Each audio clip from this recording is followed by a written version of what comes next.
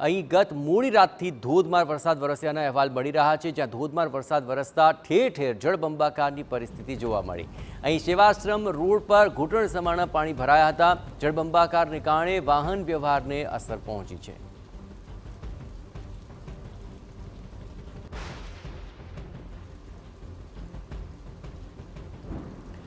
ભરૂચના આ વરસાદી હાલ જુઓ। વરસાદ વરસ્યા બાદ અહીં રસ્તાઓ પર પાણી ભરાયા હતા। ભરૂચ શહેરભરની અંદર ગત મોડી રાતથી જ ધોધમાર વરસાદ શરૂ થયો હતો, જેને કારણે આ પરિસ્થિતિનું નિર્માણ થયું છે।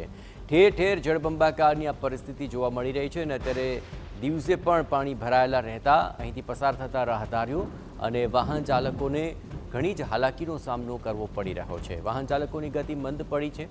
મુખ્ય બજારોની અંદર અત્યારે પાણી ભરાયા છે, જેને કારણે ટુ વ્હીલર ચાલકોની હાલત સૌથી વધારે કફોડી થઈ રહી છે।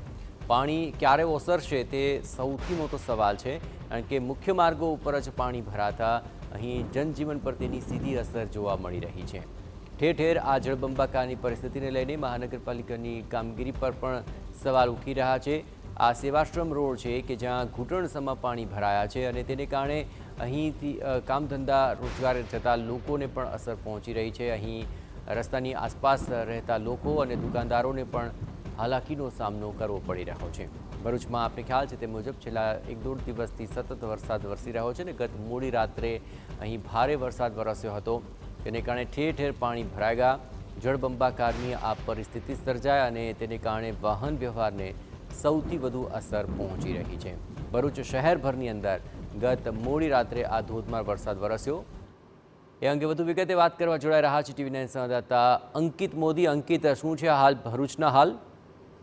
જી, ભરૂચમાં ગઈકાલ રાતથી વરસાદ સતત વરસી રહ્યો છે અને ધોધમાર વરસાદ વરસવાના કારણે નીચાણવાળા વિસ્તારોમાં પાણી ભરાવાની કેટલાક વિસ્તારોમાં સમસ્યા સર્જાઈ છે।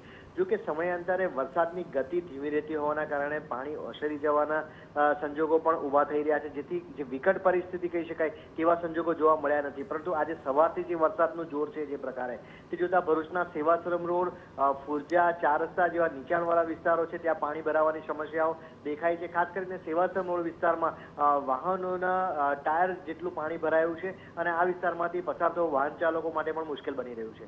જી બિલકુલ અંકિત, તમામ ગતિવિધિઓ પર આપ નજર રાખતા રહેજો। હવે હજુ પણ જો વધુ વરસાદ વરસ્યો તો આ વિસ્તારમાં કેવી પરિસ્થિતિનું નિર્માણ થશે તે કહેવું પણ અત્યારે મુશ્કેલ નથી, કારણ કે લોકોને હાલાકીમાં ચોક્કસપણે વધારો થઈ જશે।